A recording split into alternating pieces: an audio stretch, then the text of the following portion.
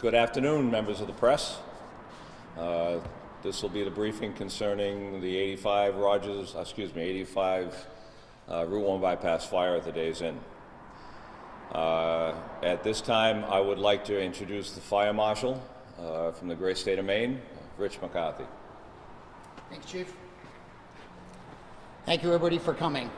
Today, members of the State Fire Marshal's Office, in conjunction with Kittery Fire, thanks, Chief, Kittery PD, ATF, and York PD, we did this afternoon locate one victim. Their identity is still to be confirmed by the medical examiner. The investigation into the origin and cause of this fire is still under investigation, but at this time, we believe all persons involved are accounted for.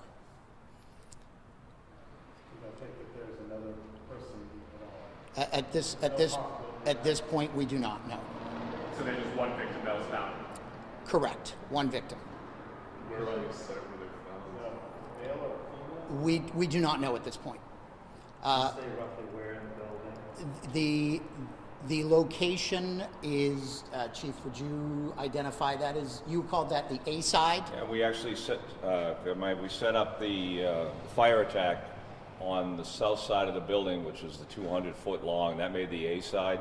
So about mid-level down the A side, about the 100-foot mark, I would say that was probably close enough to where the victim was found.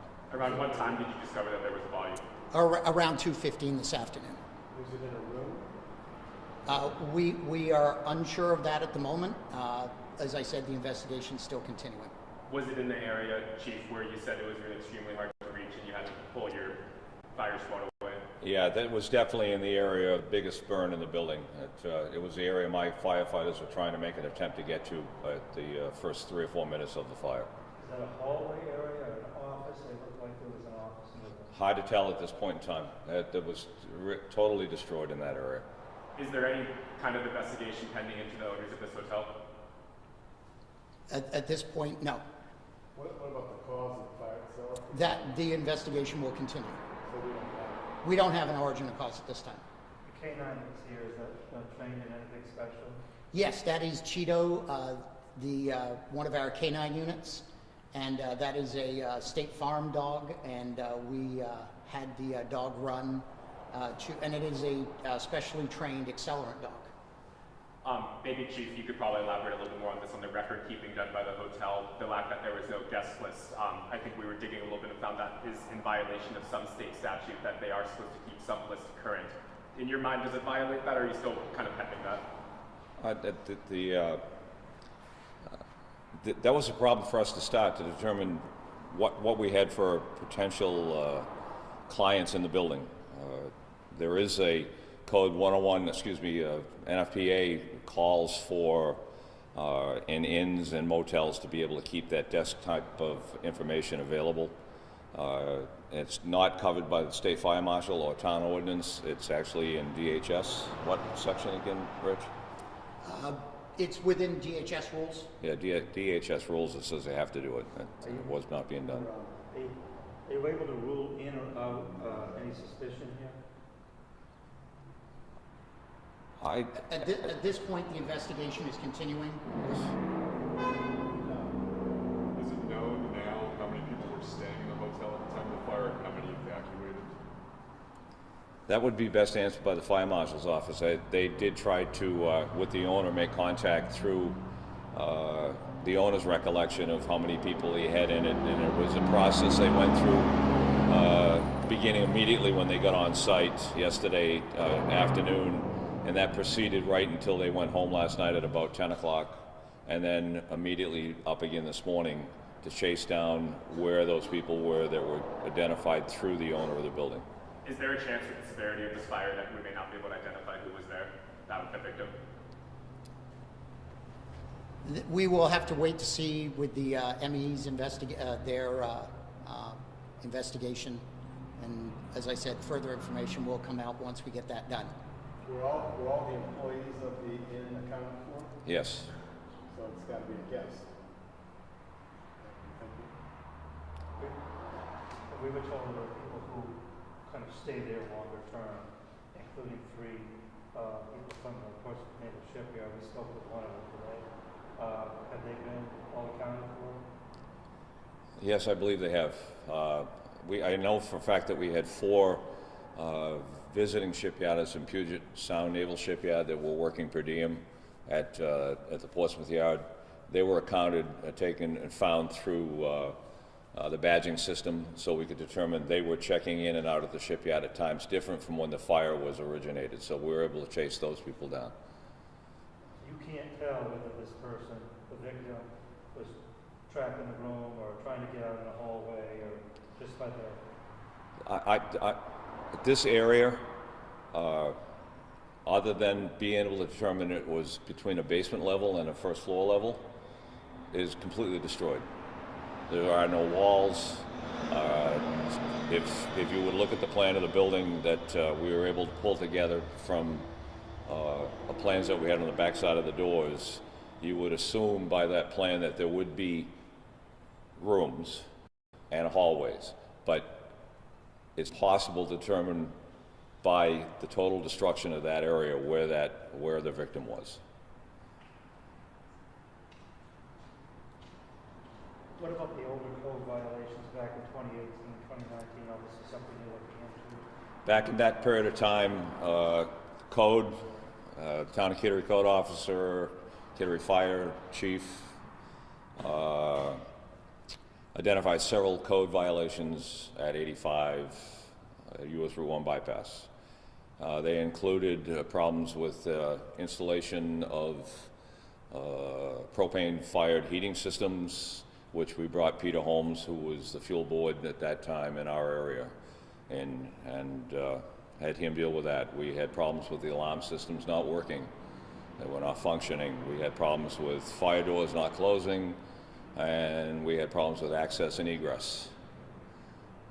Those problems were written and taken down, and the place was put under a closure order pending the correction of all the deficiencies.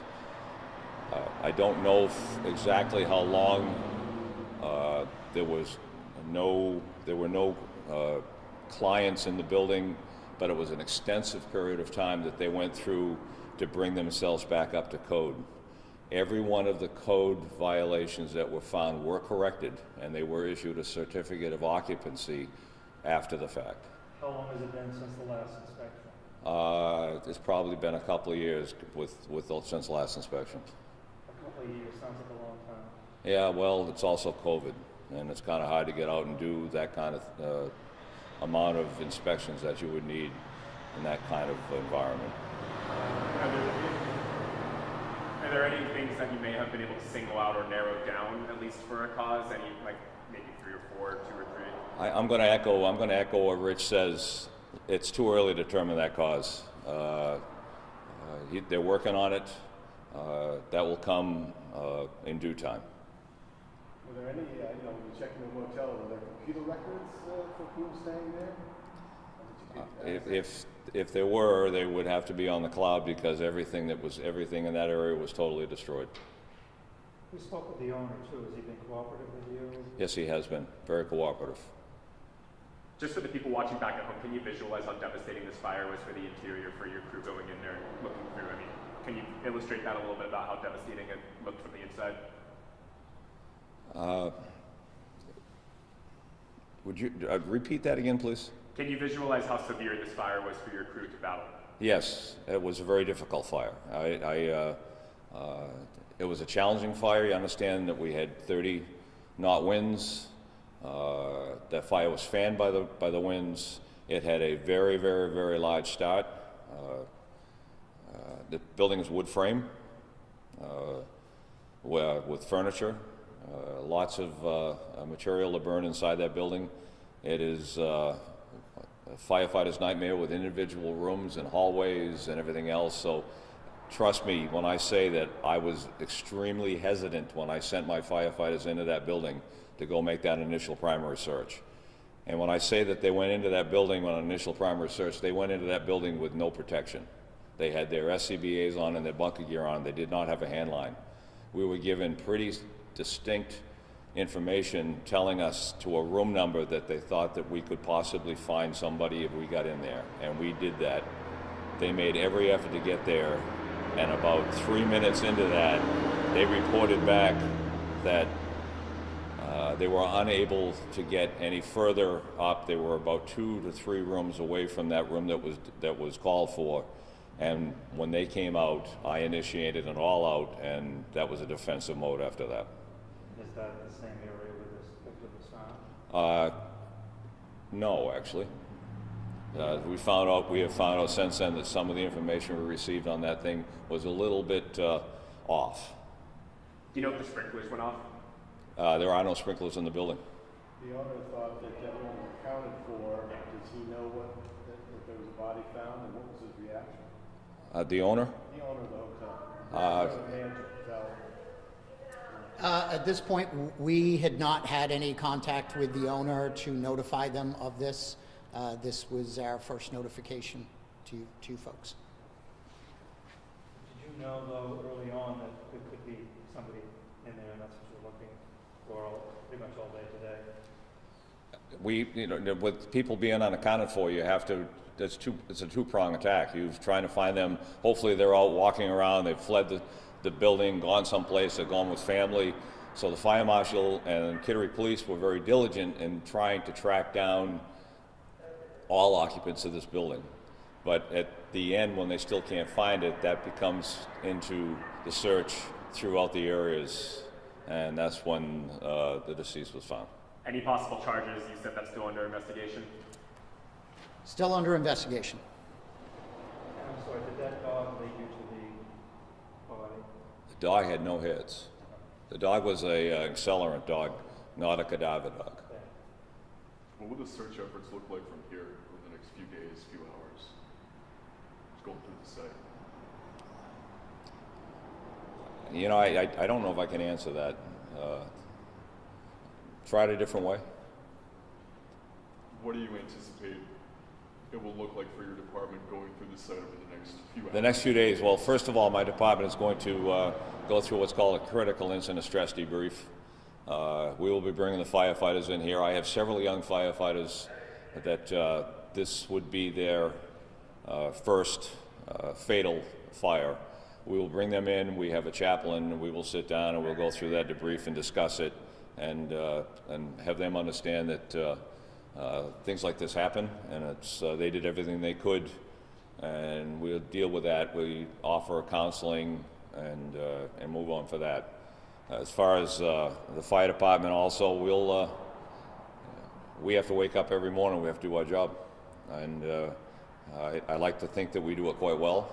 And so we wake up in the morning and we move on and we continue. If you've been in Kittery most of the day, you've heard sirens all day long. And while we were tending here, we're out having brush fires and cars falling into the river and all sorts of other situations. So it's been business as usual. Have you had anybody calling in asking about their family member who may have stayed here? At this point, we have not. As Chief said, both our investigators and Kittery PD had been working diligently since yesterday afternoon to follow up as many all leads possible to locate everybody that we thought was in the building. And our investigators will be on site and will be continuing to process the scene until they come to a resolution, and then we will issue a press release at that point. Who was it that told you that there may be someone else in the building? And is that person identified?